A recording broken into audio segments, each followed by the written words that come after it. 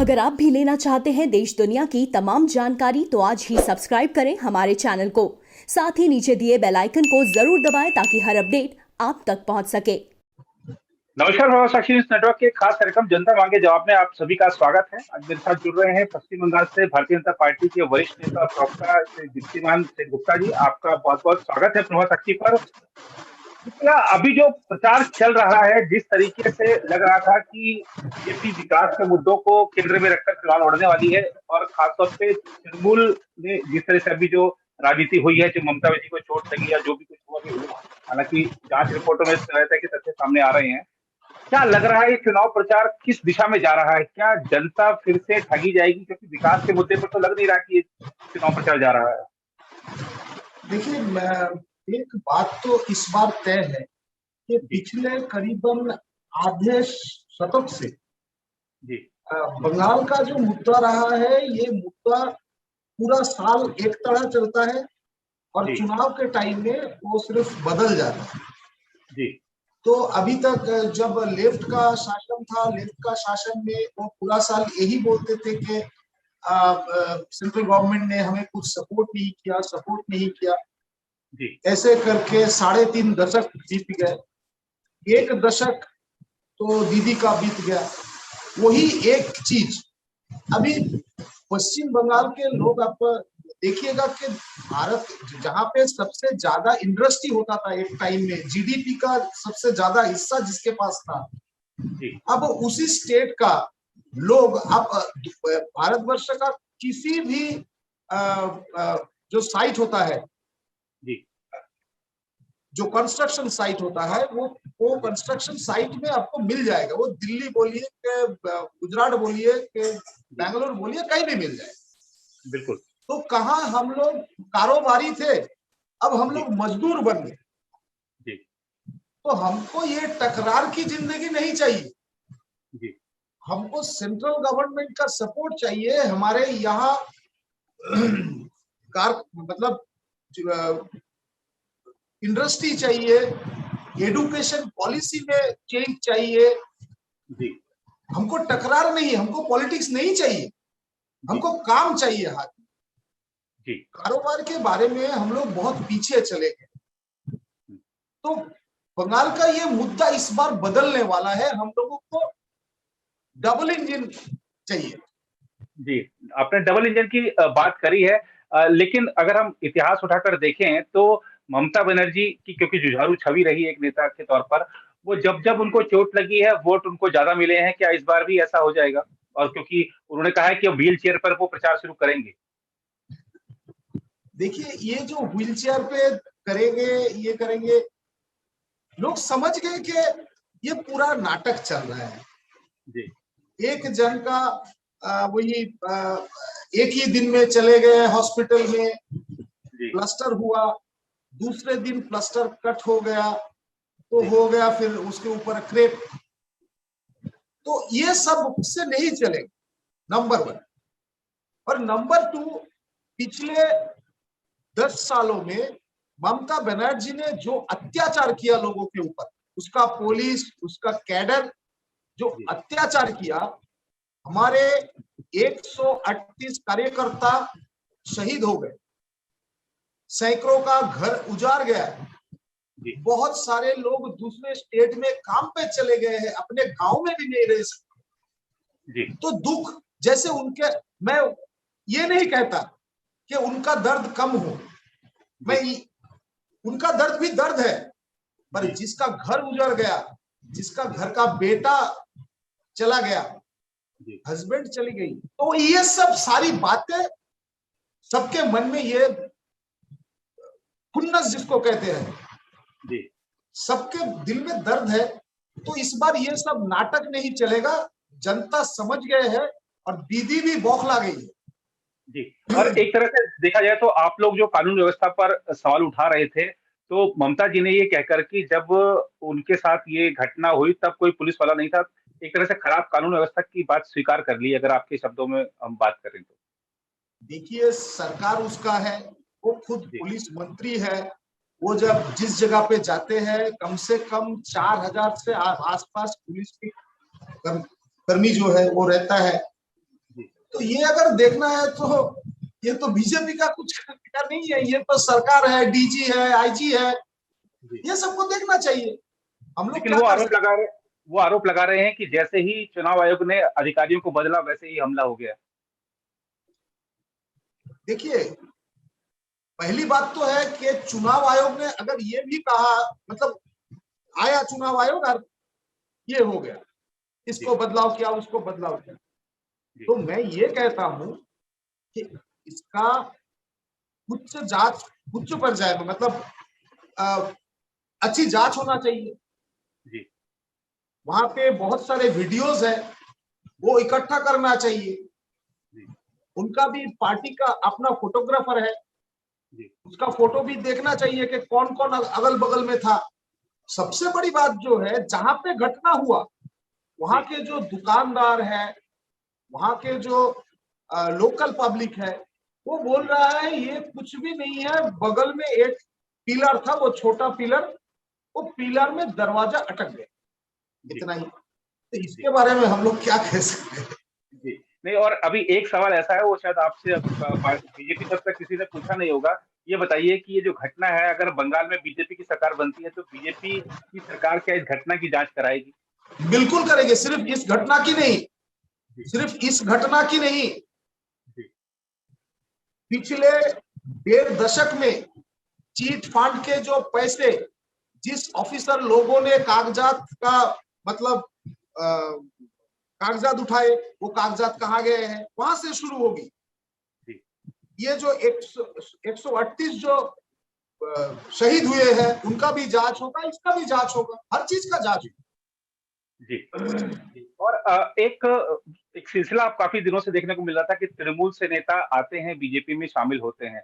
आज बीजेपी के एक कद्दावर नेता रहे यशवंत सिन्हा तृणमूल कांग्रेस में चले गए। कैसे देखते हैं, कितना फर्क होगा बंगाल की राजनीति पर? नुकसान है बीजेपी को या तृणमूल को फायदा है, कैसे देखते हैं? देखिए, पहली बात एक है, ये है कि बीजेपी एक विचार के, मतलब विचारशील पार्टी है, जी और टीएमसी एक एजेंडा बेस्ड पार्टी है, जी एक आइडियोलॉजिकल पार्टी, एक इशू इशू के ऊपर पार्टी। जी तृणमूल का इशू, तृणमूल एक इशू का पार्टी, उसका एजेंडा था सीपीएम को हटाओ, उसने 2011 में सीपीएम को हटा दिया, उसका इशू खत्म हो गया। और हमारा सिर्फ एक राज्य का, मतलब एक राज्य में हम शासन में आएंगे, ये बात नहीं है, एक विचार की पार्टी है। अगर हमारे साथ, हमारे पार्टी के साथ अगर किसी का विचारात्मक लड़ाई होता है तो वो लोग हैं कम्युनिस्ट। दीदी के साथ कोई विचार की लड़ाई हमारा नहीं है। और जसवंत जी वरिष्ठ नेता थे हमारे पार्टी के, तो कभी कभार क्या होता है कि जब वो, उसके बारे में एक्चुअली मुझे कुछ कहना नहीं है, क्योंकि वो हमारे दार्जिलिंग के भी सांसद रह चुके हैं। पर मैं एक ही बात कहना चाहूंगा कि जसवंत जी जो आज, मतलब आज जो मैंने भी सुना, ये बहुत दुख की बात। मैं यही कहूंगा कि वो अपना मतलब जो गलती किया, वो गलती का एहसास उसका जल्दी हो और जल्दी वापसी हो, यही चाहता हूँ। उसके बारे में कुछ नहीं कहूंगा, क्योंकि वो हमारे वरिष्ठ नेता थे। वो विचार के लिए नहीं गए, दूसरा कुछ कारण हो सकता है, विचार। और दिल्ली की सीमाओं पर जो किसान डटे हुए हैं, उनके नेता अब पश्चिम बंगाल पहुंच गए हैं, साथ ही उन चुनावी राज्यों में पहुंचे जहां पर चुनाव हो रहे हैं। किसान महापंचायत करेंगे, कितना नुकसान दिखता है आपको कि ये लोग पहुंचा सकते हैं वहां पर? अब बंगाल में क्योंकि भाषा की बड़ी समस्या होगी, अब हिंदी भाषी वहां पर गया है तो कितनी बात वो किसानों तक पहुंचा पाएगा, ये भी एक बड़ा तथ्य है। आपको क्या लगता है वहां पर कितना नुकसान पहुंचा पाएंगे? भाई साहब, एक बात कहते, मतलब कहना चाहूंगा कि दीदी का पहला जो इशू था कि बंगाल के जो बाहर के लोग हैं, वो आके बंगाल में चुनाव का प्रचार कर रहा है बीजेपी के लिए। तो ये अच्छा हुआ कि दीदी भी बुला रहे हैं बाहर से, तो कम से कम बंगाल तो बांग्लादेश नहीं बना। दीदी की इस आचरण से ये हम लोगों को पता चल गया है कि जब पंजाब से हो, हरियाणा से भी हो, कहीं से भी जो किसान लोग आ रहे हैं प्रचार में, तो इससे लग रहा है कि अभी तक बांग्लादेश नहीं बना पाया, और दीदी भी समझ गई ये बांग्लादेश नहीं बनेगा, इसलिए हमारे दूसरे राज्य से भी लोगों को ला रहे हैं प्रचार में। ये अच्छा ही हुआ, उस दृष्टिकोण से देखें।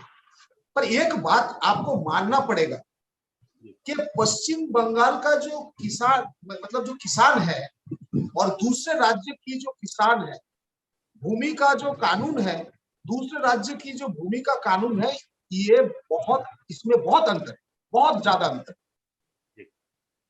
1978 में पश्चिम बंगाल में एक कानून पास हुआ, एक कानून लागू हुआ कि 6 एकड़ से ज्यादा जमीन किसी भी किसान के पास नहीं रहेगा। ऐसा कानून मुझे लगता है पूरा इंडिया में नहीं है, नंबर 1। नंबर 2, आज जो हम बोल रहे हैं कि पश्चिम बंगाल में बेरोजगारी ज्यादा है, इसका मेन रीजन है किसान लोग, मतलब किसान परिवार के जो बंदे हैं, वो लोग लिखाई पढ़ाई करके उनको ऐसा लगा कि ये किसान का काम करके हमको कुछ मिलने वाला नहीं है, क्योंकि यहाँ पे किसान मतलब कृषि में, एग्रीकल्चर में बेरोजगारी सबसे ज्यादा है। तीसरी बात है, पश्चिम बंगाल का जो मतलब जैसे यहाँ पे जूट होता है, तंबाकू होता है, चावल भी होता है, सब्जी भी होता है, तो इस सब के लिए एग्रो बेस्ड इंडस्ट्री चाहिए। पिछले 3.5 या 4 दशक से पश्चिम बंगाल का अगर एक ही डिमांड है कि एग्रो बेस्ड इंडस्ट्री चाहिए, तो वो इंडस्ट्री किसी ने किया नहीं। और हमारा इसलिए कहना है कि हम डबल इंजन सरकार ला रहे हैं। आप यहाँ पे किसान जो उगाएगा उसका कीमत भी वही ठीक करेगा, इंडस्ट्रियलिस्ट भी वही का होगा, वो खरीदेगा, बेरोजगारी भी घटेगा, किसान के पास भी पैसा आएगा। जी। और बंगाल में ममता बनर्जी ने बाहरी बनाम बंगाली की जो लड़ाई शुरू की थी, अब नंदीग्राम में देखने को मिल रहा है कि शुभेंदु अधिकारी भी अपना वोटर आईडी कार्ड दिखा के कह रहे हैं कि मैं इस माटी का पुत्र हूँ, वो बाहरी हैं। तो वो अब तक बीजेपी नेता को बाहरी कह रही थी, तो अब वहां नंदीग्राम में उनको भी तो बाहरी कहा जा रहा है। तो अगर वो इस तरह के आरोप लगा रही है, तो आप लोग भी तो लगा रहे हैं। हम लोग, मैं पहले कह चुका, हम किसी के ऊपर आरोप नहीं लगा रहे हैं। हम इस मुद्दे पे लड़ रहे हैं कि पिछले आधे शतक से पश्चिम बंगाल में इंडस्ट्रियलाइजेशन का कत्ल हुआ। हम विकास के मुद्दे पर लड़ रहे हैं। सबसे दुख की बात है कि जो सरकार में है वो विकास के मुद्दे पर नहीं लड़ रहे हैं, वो दूसरे तीसरे किसी मुद्दे पे, जात पात की लड़ाई वो लड़ रहे हैं। वो बोल रहे हैं कि मैं लोकल हूँ, वो बाहरी है, ये बंगाली है, बिहारी है। पर हमारा ऐसा मुद्दा नहीं है। हम बोल रहे हैं कि हम किसानों को रोजगार मिलेगा, ज्यादा इनकम मिलेगा, एग्रो बेस्ड इंडस्ट्री होगा। असल में हमारा मुद्दा विकास का है और उसका मुद्दा विनाश का। जी। अच्छा, एक चीज और देखने को मिल रही है, बड़ा परिवर्तन, आप लोग तो कह रहे हैं कि परिवर्तन बंगाल में आएगा। एक परिवर्तन और देखने को मिल रहा है कि चुनाव प्रचार में ममता दीदी मंदिर-मंदिर जा रही हैं और उन्होंने चंडी पाठ भी गाकर सुना दिया। और जिस तरीके का चुनाव कार्यक्रम है, बीच में रामनवमी भी पड़ेगी, हो सकता है वो जय श्री राम का नारा भी लगा दें। कैसे ये हृदय परिवर्तन को कैसे देखती है भाजपा? इसके बारे में एक्चुअली वो लोग कह रहे थे वो लोग सेकुलर है। जी। तो सेकुलरिज्म, मतलब सेकुलरिज्म के नाम पे उसने जो तुष्टीकरण का राजनीति किया इतना दिन तक, वो समझ गए कि एक्चुअली उसने अच्छा नहीं किया। जब ये पता चला तब वो माथा टेकने के लिए मंदिर जा रहे हैं। पर जो मतलब जिसने जो किया उसका भरपाई भी उसी को करना पड़ेगा। वो मंदिर जाए, मस्जिद जाए, गिरजा जाए, गुरुद्वारा जाए, इससे कोई हम लोगों का मतलब नहीं है। हमारा एकमात्र मुद्दा है कि विकास और इंटरनल सिक्योरिटी सिस्टम। ये इंटरनल सिक्योरिटी सिस्टम बंगाल के लिए सबसे बड़ा खतरा है। डेमोग्राफी बदल रहा है, हर दिन बदल रहा है। इसको जैसे भी हो उसको बंद करना पड़ेगा, नहीं तो पूरा इंडिया में ये इंडिया के लिए भारी पड़ेगा। और बंगाल का चुनावी परिदृश्य देखें तो एक चीज साफ है कि कड़ी टक्कर भाजपा और तृणमूल कांग्रेस के बीच में, लेकिन एक और मोर्चा सामने है और त्रिकोणीय बना रहा है मुकाबले को वामपंथी और कांग्रेस और आईएसएफ। इस गठबंधन को कितना बड़ा खतरा मानते हैं, कितनी बड़ी चुनौती मानते हैं, और क्या आईएसएफ जैसे दलों की राजनीति वहां पर जम पाएगी चुनाव में, कैसा लगता है? भाई साहब, अगर मैं अभी अपने सर पे टोपी या पगड़ी लगा लूं तो क्या मैं मुसलमान बन जाऊं या सिख बन जाऊं? ऐसा तो कभी होता नहीं ना। जी। तो जो अपने आप को आईएसएफ बोल रहा है, इंडियन सेकुलर फ्रंट जो बोल रहा है, जी। वो एक्चुअली वो एक वही एक मजहबी लीडर है। जी। तो वो क्या कहे, सेकुलर कहे ना कहे, इससे हमको कोई मतलब नहीं। जी। पर सबसे बड़ी जो बात है और दुख की बात है जी। कि जो पार्टी जिसका आइडियोलॉजी सीपीएम कम्युनिस्टों का जो आइडियोलॉजी था वो बोल रहे थे, आज तक तो उसका ऐसा ही कहना था कि धर्म एक नशा की तरह है, अफीम की तरह है, किसी को दे दो वो उसमें लत हो जाता, उसका लत पड़ जाता है। जी। तो बहुत दिनों के बाद 64 में ये पार्टी का शुरुआत हुआ। आज देख के अच्छा लग रहा है, आधे शतक के बाद उसको भी ये लत लग गया। चलिए अच्छा ही हुआ, इतना ही कहना चाहूंगा। वो हमारे लिए कोई खतरा भी नहीं, फैक्टर भी नहीं। हम सिंपली मुद्दे के ऊपर, विकास के मुद्दे के ऊपर लड़ाई कर रहे हैं। दूसरा कोई मुद्दा हमारे सामने नहीं है। हमारा एक ही कहना है, डबल इंजन होगा। हमारे स्टेट के जो बंदे हैं, जो कारीगर है, जो दूसरे स्टेट में जाके काम कर रहे हैं और बहुत अच्छी तरह काम कर रहे हैं, वही बंदों को हमारे स्टेट में लौटाना है। यहाँ पे विकास करना है और कुछ नहीं, इंडस्ट्री करना चाहिए बस। जी। और अंतिम प्रश्न आपसे दीप्ति ये रहेगा कि आज भारतीय जनता पार्टी के राष्ट्रीय अध्यक्ष जेपी नड्डा जी के घर पे गंभीर मंथन चल रहा है चुनावी राज्यों को लेकर। दिलीप घोष भी वहां पर हैं, पार्टी के कैलाश विजयवर्गीय भी वहां पर हैं। दूसरी सूची में क्या अड़चने हैं कि एक मंथन बैठक बुलानी पड़ी वही राष्ट्रीय अध्यक्ष जी को?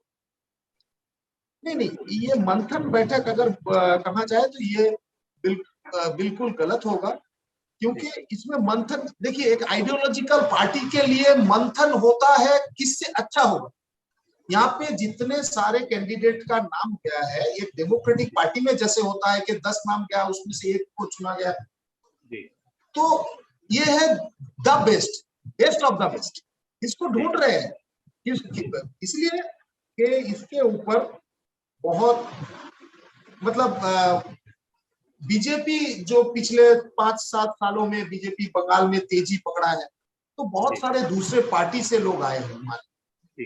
तो उनमें से किसका छवि अच्छा है, सब अच्छा है, मैं ऐसा नहीं कहता हूँ कि कुछ लोगों का छवि बिगड़ा हुआ भी है। तो जहां पे जैसा चाहिए, जिस केंद्र में, जिस क्षेत्र में जैसा फूल चाहिए, उसी फूल को हम लोग देंगे और बंगाल के जनता खुश हो जाएंगे। इस बार हमारे जो लिस्ट आएगा, नॉमिनेशन का जो लिस्ट आएगा, क्या नेता क्या सोच रहे हैं वो अलग बात होगी, पर जनता खुश हो जाएगी। मैं इतना ही कह सकता हूँ, इससे ज्यादा और कुछ। जनता खुश रहे, यही सबकी चाहत है, और लोकतंत्र में जनता ही क्योंकि सब कुछ होती है, इसलिए खुश रखना भी सबका दायित्व बनता है। फिलहाल इस चर्चा में इतना ही। दीप्तिमान जी, आप हमारे साथ जुड़े, आपका बहुत बहुत धन्यवाद।